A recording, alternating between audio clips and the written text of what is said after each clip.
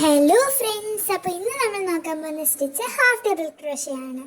അപ്പോൾ അതിന് വേണ്ടി ഫസ്റ്റ് നമ്മൾ സ്ലിപ്പ് നോട്ട് ചെയ്യണം. അതിന് നമ്മൾ ഫസ്റ്റ് 2 ഫിംഗേഴ്സിൽ ക്രോസ് ഇട്ടിട്ട് ആദ്യത്തിലേക്കൂടെ ഹുക്ക് എടുത്തിട്ട് രണ്ടാമത്തിലേക്കൂടെ വലിക്കണം. അപ്പം നമുക്ക് സ്ലിപ്പ് നോട്ട് കിട്ടും. അത് കഴിഞ്ഞിട്ട് നമ്മൾ യാൺ പിടിക്കുന്ന ഇങ്ങനെ പിടിച്ചിട്ട് ചെയിൻസ് ചെയ്യണം. ചെയിൻ ചെയ്യാൻ വേണ്ടിയിട്ട് നമ്മൾ ഫസ്റ്റ് യാൺ ഓവർ ചെയ്യണം, എന്നിട്ട് ഒന്ന് വലിച്ചു കൊടുക്കണം, താഴോട്ട് വലിച്ചു കൊടുക്കണം. അപ്പോൾ വി പോലെ ഇങ്ങനൊരു സംഭവം കിട്ടും. നമുക്ക് ഇഷ്ടമുള്ളത്ര ചെയ്യാം.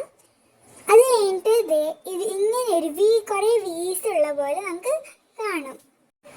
അത് കഴിഞ്ഞിട്ട് നമ്മൾ ഒരു പ്രാവശ്യം ഒന്ന് യാൺ ഓവർ ചെയ്തിട്ട് ആദ്യം കാണുന്ന അടുത്ത വിയിലോട്ട് നമ്മൾ നമ്മുടെ ഹുക്ക് ഇടണം. എന്നിട്ട് നമ്മൾ ഒരു പ്രാവശ്യം കൂടി യാൺ ഓവർ ചെയ്യണം, എന്നിട്ട് ഒന്ന് വലിക്കണം.